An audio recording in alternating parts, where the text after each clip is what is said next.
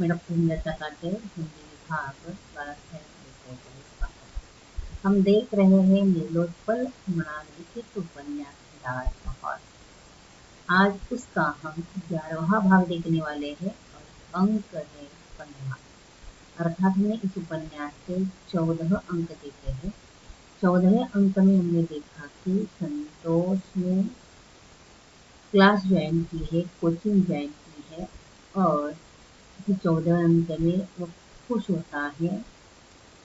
दुख मोचन सर का लेक्चर सुनो खुश होता है, इसलिए दोस्तों से मिलने के लिए शुक्ला के चाय के टपरी पर गया है। वहाँ दोनों थोड़ा वाद विवाद होता है भरत और मनोहर के बीच, क्योंकि उसने चाचा के सामने गलत बर्ताव किया था। ये सारी बातें हमने देखी है और यहाँ भाषा का वाद भी थोड़ा देखने को मिलता है।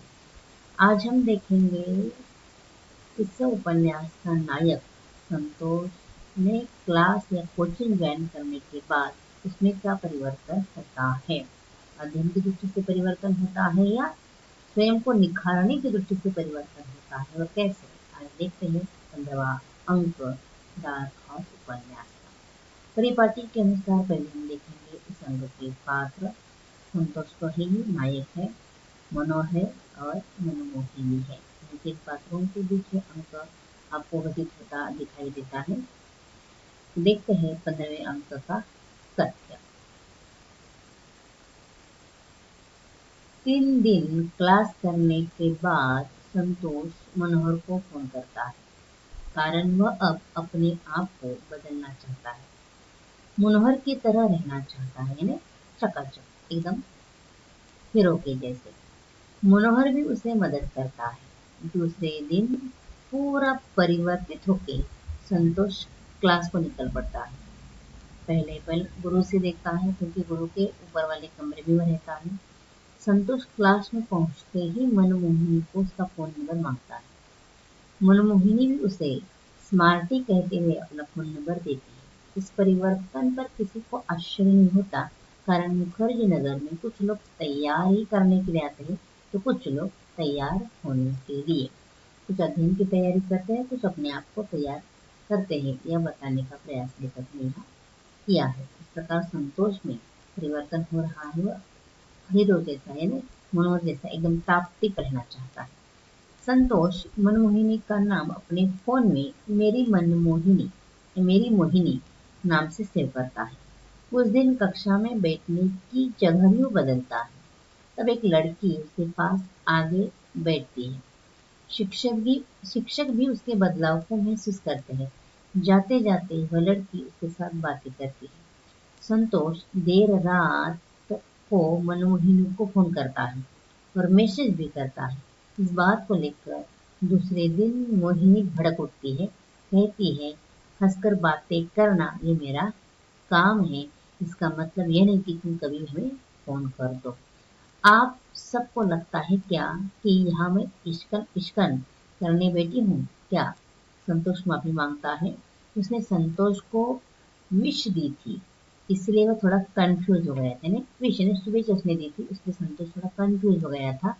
मोहिनी कहती है, देखिए हमारा काम होता है स्टूडेंट का उत्साह बढ़ाना, ये हमारा काम है, वरना हम भी जानते हैं कि 100 में से 10 सिलेक्ट होते हैं, बाकी गधे ही होते हैं और हमें सबको बुरा कहना ही पड़ता है। मनमोहिनी का काम है सबको प्रोत्साहित करना, सबको प्रेरणा देना, उसका काम है। इसलिए संतोष के साथ हंसकर बातें करते हैं, इसका मतलब वो संतोष के इश्कन करते ऐसा नहीं है।